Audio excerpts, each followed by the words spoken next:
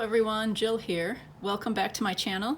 This is a YouTube hop with a cherry on top, and our focus for this monthly YouTube hop for August is cherries. So how appropriate, right? In lots of ways. I've been eating cherries lately, and maybe you have too. Okay, so my layout is sort of already underway, and as usual, mainly what you'll see me do is finishing touches and embellishing. And I'll talk you through what I did to put it together. But what I'm engaged in right now is a little bit of stamping on die cuts, and I don't know what approach you guys take when doing this sort of thing. I prefer to die cut it and then stamp it, rather than to stamp it and to try to match it and die cut it. So these little cherries come from a Catherine Pooler set with all different kinds of fruit and punny sayings, so you can use it in different ways, particularly for cards. But I love the cherry on it. I think the blueberries are really cute too. I haven't had a chance to use those.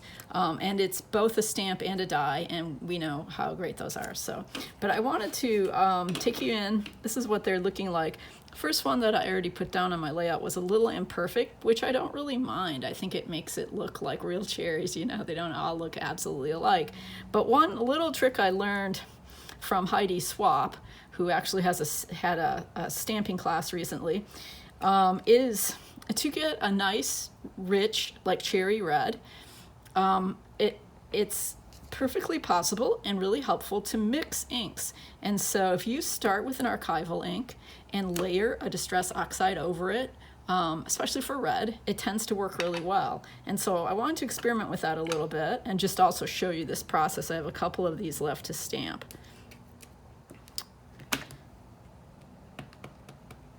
So I start with that, add a little bit of green for the stem, and then put the distress oxide on top. There you go. And this paper's a little sticky because I was using some adhesive on it, but cute. So, so I'll do one more. The archival red. It's called, it's a dark red. It's called Red Geranium. A little bit of green. This is a Studio Calico one. And then ultimately the Distress Oxide on top, and this is Festive Berries. So if you're interested in cherry making, that's one color combo that's fun to capture that really rich red. Okay, now before we leave the topic of inking, I will just mention that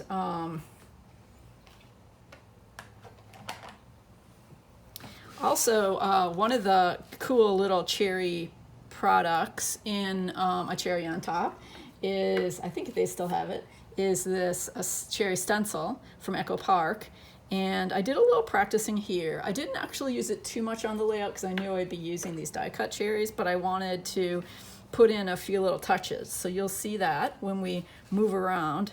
I think I'll leave these. I've got this little tray here with some circles in it. I guess I'll put my cherries in there and they can finish drying while we begin to pull this layout together.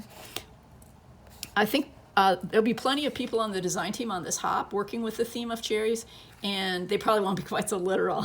I decided to like really make a layout about cherries. I think there would probably be like a lot of metaphorical ways and more indirect ways you could use the theme. But I love cherries in the summer, and I actually have some fruit pages in my album already, so it kind of makes sense. Don't know if I need to adjust this or if you can see well enough.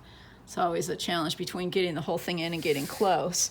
Okay, so to finish up with what I was saying about the stencil, here is the little bit of stenciling. For this, I just used Distress Oxide, which I think works really well in a stencil.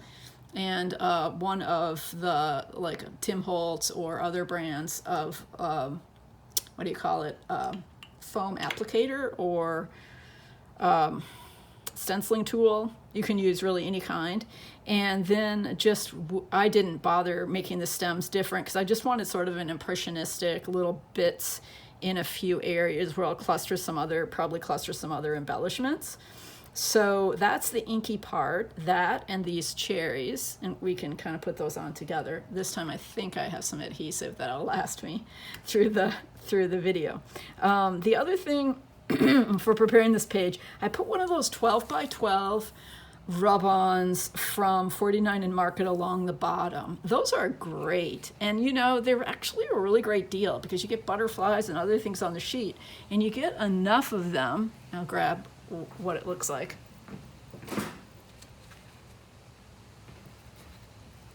You get enough of them to do 1, 2, 3, 4, 5. To do 5 12 by 12 spreads. I personally love transfers and rub-ons. I think that they just melt right into the page, and they're actually very easy to use. If you have any insecurity about using them, I would just suggest, like, as you rub it on, lift it and look, and if it's not all there, put it right back down. So it's very forgiving that way. You do want to cut it off of the sheet the way I did, though. Don't try to do it like on the sheet, because too often then things will transfer that you don't want to transfer. Okay, so I did that. I printed my 2 photos. One is a photo of cherries in a real big close-up to make it a very dominant part of the page. But the other thing is the packaging. Okay, because part of and you'll see this in the journaling, part of what I wanted to emphasize,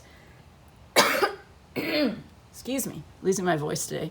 Part of what I wanted to emphasize was the packaging, which I really love. It's called Blue-Eyed Fox, and there's this cute little fox with red high heels and blue eyes on the package. So that has its own photo because it's part of the story. And I printed that with, and I don't even know if you can see it at this point, but it has a little bit of a white border.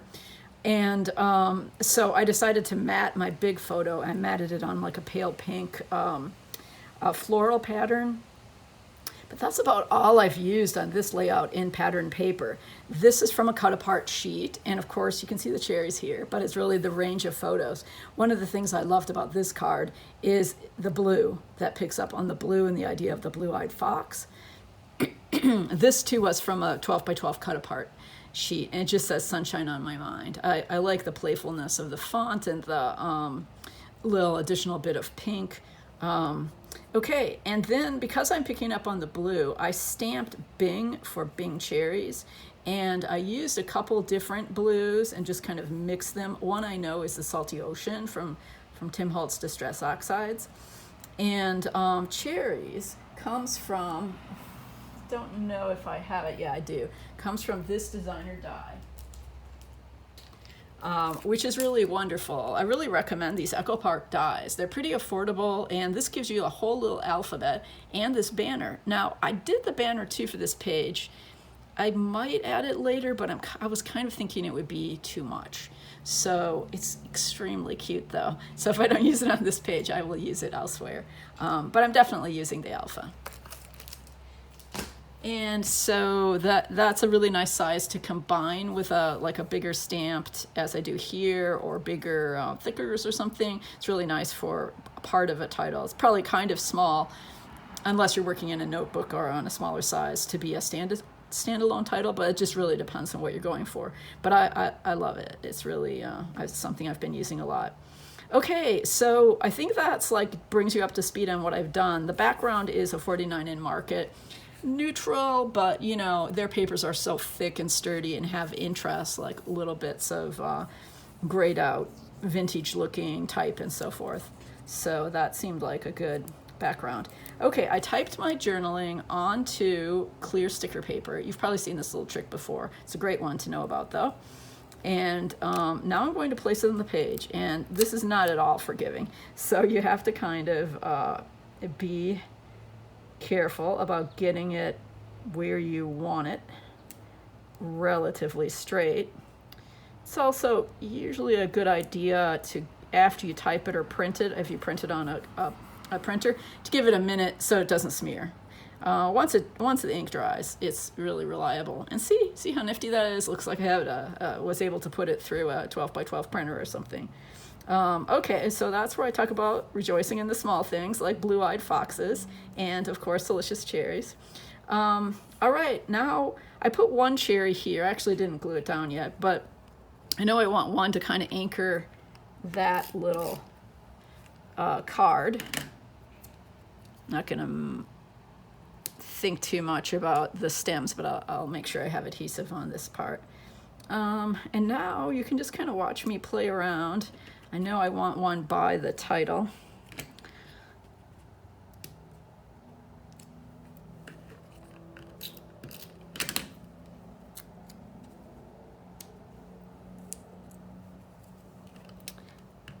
And just kind of the sense that they're falling across the page. Do one down here. Have them angled slightly differently. Now, with this stenciling, I'm trying to think if I maybe want one that kind of wraps around the stenciling. Yeah. And then there are two left, and so it's maybe thinking one in each of these areas of that I've stenciled by on the edge of the page, maybe. Let's see. Kind of ends up then that there are these little 3 areas of 2, which I kind of like. And then we can work around that as we do just a little more embellishing, and then call this page good. I pulled out these. I can't remember the brand on these, but you know these enamel dots that come all in one color but different shades of the same hue. So this one, of course, with all its pinks and it's kind of different rosy. I don't really know about this very purpley one, but I think the others look nice. So I'm gonna start sprinkling a few of those around the page. Start with the somewhat larger ones.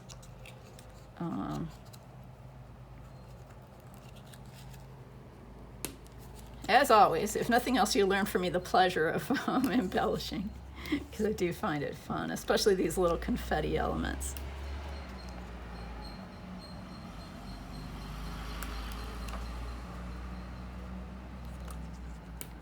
That gives you a little bit of a triangle down there. These kind of light pink hearts.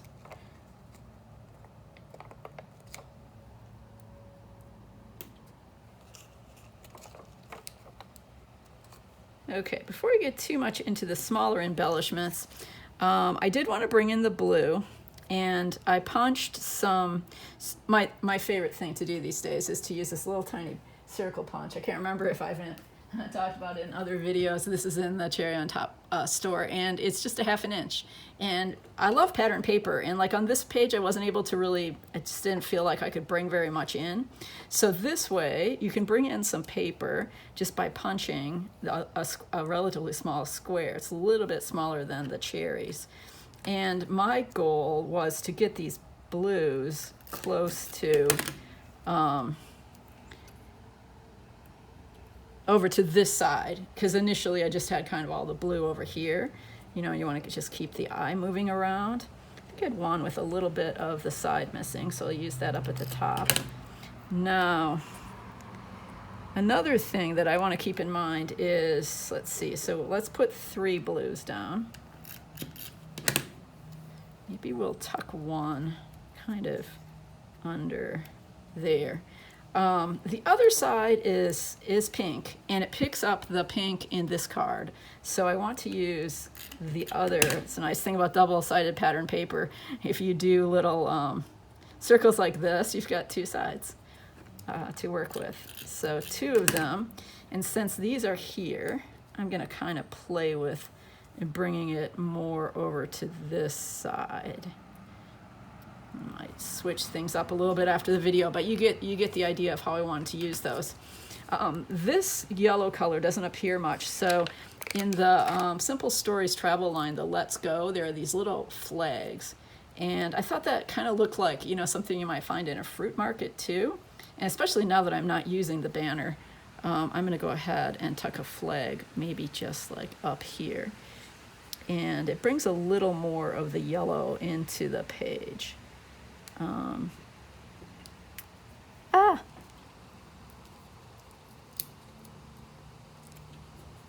not so close together. And then if I wanted to carry that across, I could use one of these yellow. It's only one of the small yellow dots left, but I kind of like the idea of a triangle this way. So I'll probably put some like that. Okay, this one I pulled out in part because some of these things like this that says fresh seemed appropriate to my theme. So I guess I'll put a little fresh there. There was another one on here. I guess I'm thinking I don't know if it's there. I was thinking that these that blend the colors that I'm using might be kind of fun to bring in. I don't know about there. Be up here. Possibly. It blends in colors. This blue dot actually has a blend of my colors too. Love this little sun. If we wanted to bring in a little more yellow, yeah, that's cute and playful. Okay, gosh, I think that's it. I don't know if you can see the whole spread, but there it is, a celebration of cherries and blue-eyed foxes. Okay, great. Well, be sure to hop along, comment on the videos as you know, if you want to get some store credit from A Cherry on Top. They've got amazing, lots of good inventory right now. So so I hope you do that, and love to hear what you think of the page, and I hope you learned a trick or two. Thanks for stopping by.